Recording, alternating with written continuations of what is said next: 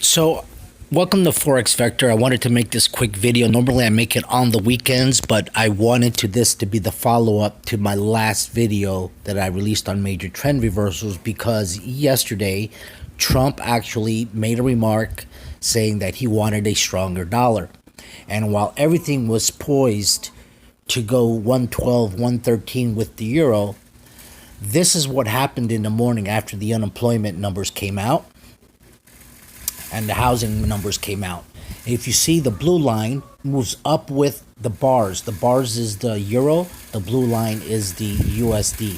If you see, they move up together. And at that point, everyone thought it was going to break 110, go to 111. At that point, because they moved up together, I already knew that that was not going to happen, something that you cannot see in regular linear charts. So that is what the benefit of learning crayons is all about. So don't forget to subscribe. Remember, the first 50 subscribers are going to learn crayons absolutely free. And, this is going to be an amazing time that we're going to have to make a lot of money in these markets over the next period of time.